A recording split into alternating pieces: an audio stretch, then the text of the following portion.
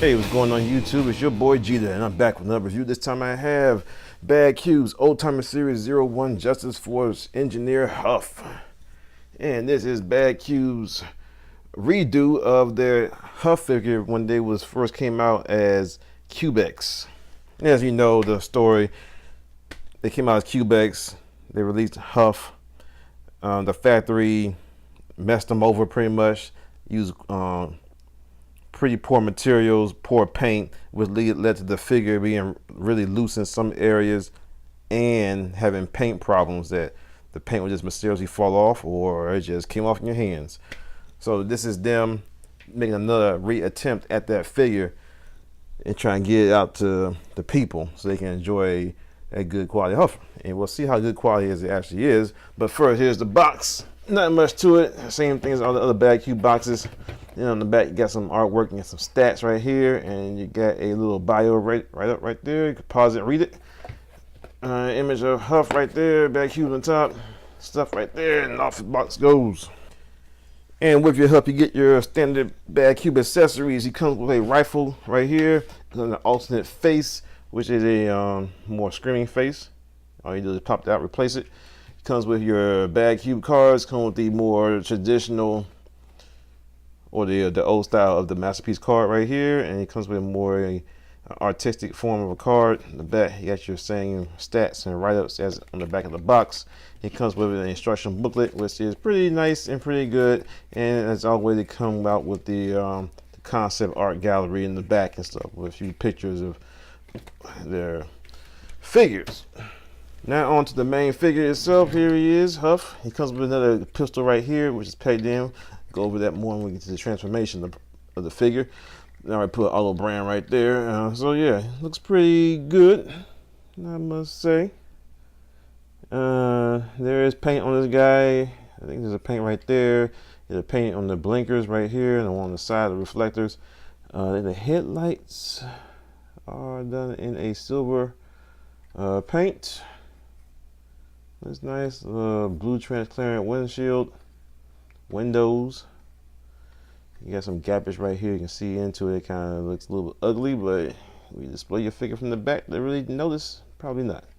And it comes with a little hitch right here to plug an MP10's trailer into if you will choose to do so. Some paint right there. There's paint right here on the what will be his feet, and these are die cast right here. And one thing about these feet portions, they are a little bit darker of an orange than the plastic parts that's throughout the figure. So yeah, paint looks good for the most part. Probably a little bit more coats on here with little flashers or whatnot. On the bottom, not so cool. And for a quick comparison, here is our Cubex Huff, and you can see the difference between the two. Yeah, it looks I think this is a vast improvement. Just seeing this thing in pictures and stuff like that online, you really can't, you think that this might be the best one from your memory's eye and stuff like that, but actually this one looks much more better and it's much more cleaner, and not just in regards of like paint and stuff like that, because it's got some sloppy paint on it. I mean, stuff that got worse after I did my initial review of the figure and stuff, you know. So like right here, the black stuff coming off on the window and stuff like that, and it just don't look as clean as I remember it to be and stuff. So like this one looks much better. So here you go, comparison of the two. And also I want to mention also that this does not have rubber tires at all. This are just straight up plastic, and it does roll very loud on my table and stuff. So yeah. And for one more comparison, here he is with Masterpiece Inferno. And here's a size comparison of pipes with Huffer. And just in case you did not buy the redone Huffer, here is the Cubex Huff, so you can see how that looked together and stuff if you decide to pass on the new Huff. All right, let's go ahead and get the transformation of this bad boy real quick, and here we go. First you're gonna do is unpeg those from the side. It's been a long time since I did me a Transformer review, so let's see how this go. You gonna undo these on top of the smokestacks right here to free up his arms. You gonna lift this up right now. Then you're gonna bring these smokestacks into the main cab. Yeah. Bam, bam. Now you're gonna go ahead and bring his arms down, get him out the way right now. Then you're going to bring the cab back. You're going to rotate this head, free up some space. Then you're going to pull this out. Make sure I got camera. Pull that. Just like that. Pull it straight forward like so. And what you're going to do is untab the wheels. Untab the wheels like so. You're going to bring them up like that. Go ahead and bring these shoulder pieces right here up. It's going to sit in right like so. And the joints are here are very tight. Not super tight, but kind of tight enough that you want to make sure you're holding at a point that you're not going to create any breakage or nothing like that. So these wheels right here on little rails right there, you see that or not? And you're going to do is slide them down. Slide them down. You might have to wiggle them the first couple of times you mess with them. Like I said, it's pretty tight and stuff. So bring them all the way down to the bottom. Then you're going to put the wheels up together like so. Next, what you're going to do is going to slide this back down. And that kind of secures the wheels right so. Bring this down, the hood, the cab back down. And you got these two little ports right here that are going to lock in to like two little divots up in there. So bam. The headlights do not rotate around like they did on Huff to hide them out, but there's no big deal. Now what you're gonna do is, I think the instructions had, the instructions had you just lay the mirror just down on the side of the cab like so. Might have been another way, but this is how I'm gonna do it. They don't go inside the cab because you're about to collapse the cab. So bring the cab like so. Well, you can leave it down like this, and you just, all you do is push it. Push the top right here, and it's gonna come down in. And it's on this little sliding joint right here. And it is very stiff. So be careful.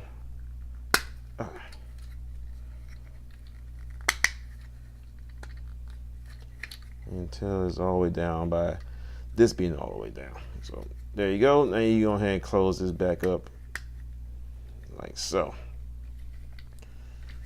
All right, now we're going down to the leg portion. Go ahead and unpeg these right here.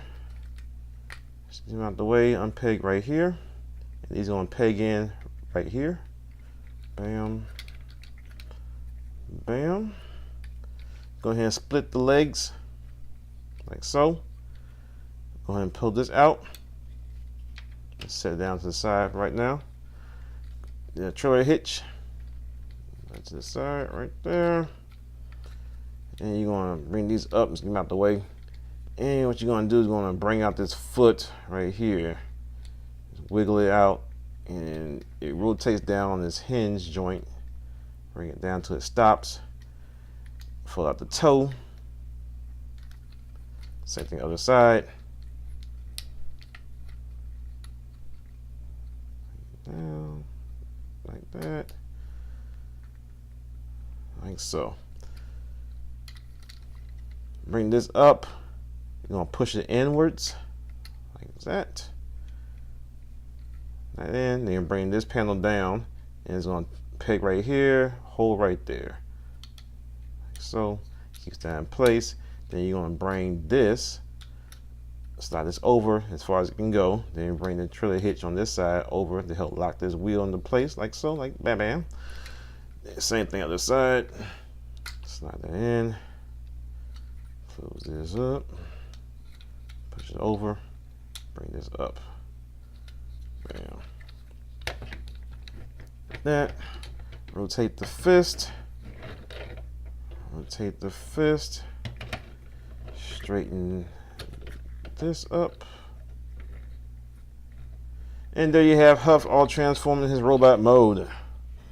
And he looks very good, I must say. He looks better than the other version. I didn't think it would be possible, but he looks much better. He's much cleaner. They're going for a more cartoon look. It seems like third party is following what Takara is doing by going a little bit more clean cartoon look than doing that combination real world cartoon toy that they were doing before. But I mean, he looks very nice. Like he just jumped off the animation. Oh, not really the animation, because the animation was terrible, but like I guess you would say concept art or maybe like fan art or something like that. That looked much better than the animation models did. But yeah, he looks very nice, and like wow, I didn't think that he can be redone as good. Oh, I forgot this part right here. Bring these down right here. Get these out the way. How about that? Yeah. But yeah, it looks very nice. Nice silver. I'm not sure this is painted or not like that. Not a real big paint guy. Nothing like that. But I think this is painted. It looks very nice and very clean. I don't like it's gonna flake off. And that's the problem with this. The other version that Huff, his paint on right here, this light blue pieces right here, is bluish gray. Right here on his thighs and stuff like that, that will flake off like crazy, and it looked terrible. And like the back of his arms had sprue marks and stuff like that. Well, I'm doing a comparison, y'all see what I'm talking about. But this looks much cleaner than that guy. Head sculpt looks very much like Huffer. And for articulation goes, he can go out at the shoulder a good much. So this part from right here kind of adjusts to the way you're moving the arm out to the side. Can't go around 360, but it's hindered by the backpack, so he can't go up like that much. Rotation at the bicep, double hinge elbow, get you a little bit more than 90 degrees. Rotation at the wrist, semi-articulated hands, which are very stiff. There we go. Open, close. Waist rotation goes forward at the hip, more than 90 degrees. Goes back a good deal amount. Goes out to the side, the full split. And rotation of the upper hip.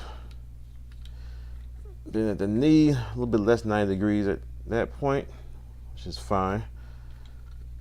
He has a ankle tilt. Can go up with it a little bit, can go down with it a little bit, and he has toe articulation and do the transformation, and it's very stiff. But yeah, and for a little tiny pistol, all you gotta do is flip it out and try and get this thing out, which is kind of hard to get to unless you got some nails. There we go. And it does fit in his hand, but it's like kind of scary. It's kind of a tight fit to get it in there. So it's the same Masterpiece hand holding thing as usual. And this one went in a lot smoother than it did when I initially tried to put it in there. So I guess it must get loose on it. So that fits in his hand. Let's see about this one. I haven't tried this one. I'm not sure I'm gonna keep this one. And as far as this gun goes, it's just a hunk of plastic. Very little detail on it. Just a generic gun. Yes, sir. Nothing special about it, except for the sound it makes when it kills Decepticons. Oh, there we go. Yeah, it's kind of a little tight at first and stuff, so you want to be kind of cautious with it. Make sure you're stressing out this thumb. Nothing like that, but yeah, he holds both his guns just fine. Yeah, it's supposed to be able to pull his face off. This is the only place I can see to grab it at. Okay, it's starting to come. It's coming a little bit. There we go. Pull the face off. The eyes are still in there. You get some kind of weird alien face right there. And you just put the alternate screaming face on. if you so much to choose to. And it's not all in there all the way, so you can't see his eyes. There you go. Here's a size comparison of the two together, and yeah, the new one looks much cleaner and better. Like, I mean, even if this one was not like falling apart and stuff with the paint and stuff and the looseness of the joints, I think I still would pick this one over this one. You know, there are some things about this old one that I do like over the new one, like the face sculpt. I like this face sculpt way much better than this one. This one's too soft, especially the lips and stuff like that. You have actual lips. I like my robots having actual lips. I want to have like a little line right there. It makes it look more robotic, you know. Got the little soul patch at the bottom too. I like that better. But you can actually see some of the cues that they actually did keep from the old design, like without the shoulders and stuff like that, even though they're on ball joints right now than it was before. It's on a hinge like they did before. I wish they would have kept the actual neck, the pin hinge for the neck, instead of doing a ball joint right here. I mean, but you see everything else, man, he looks pretty much the same from the most part. You got a few added improvements. The collapsible cab, which is much improved and appreciated. See how much the cab sticks out right there. Then compared to here, let's see. You can see that now. Get the angle. But yeah, it just stick out a little bit further. Collapsible cab is good. I'm just going to have a hard time standing up. And you can see, I mean, compare my original review, see how this one looks, and now you got the paint scraping right here. This right here on his chest is a repro label. So, and it started to come off, so I peeked behind it, and you can see that a bunch of the paint is just coming off of it. It probably came out with the sticker, you know. Okay, there you have it. I do recommend getting this guy. He is a much better improvement over the original. Just as far as the transformation, I mean, the transformations, both of them are pretty easy. Nothing hard about it at all. I think this Huffer character overall is a easy transformation for BadCube to do, and it's nice and refreshing to get a transformation that was not very hard to do at all. And I think their gears had good transformation. It wasn't as complicated as to say as their Sunstreaker or their Warpath by no means. So I do give him that for having a figure like that be able to transform very easily and stuff. But he did hit little problems that kind of annoyed, and I applaud them from having the proportions on this figure look perfect. One of the problems I had with BadCube is the proportions on their figures, from Warpath to Sunstreaker to their Grump. The proportions of those three figures are terrible. I haven't handled their Insecticons, so I can't comment on those too much, but the proportions of their figures just look even off. Even on their Brawn, there's something about Brawn that looks kind of off far proportion wise, but the proportions on this guy look great. There are no hollow bits whatsoever. On this guy, you can see like a hollowness in his back of his legs and stuff like that. It's just stuff that goes along of growing as a company and growing your designs and stuff, getting better and better. We see that with Fans Toys as they get better and better with each release. Hopefully with this figure right here, it makes a new change with BadCube, in that they are actually trying to grow as a company. I'm not sure they got a new designer or what, but this one looks very good. I'm totally happy I bought this. All right, y'all, that's been me, Jeter. Thank y'all for watching. Stay tuned for more reviews, and I'll see y'all next time. Peace.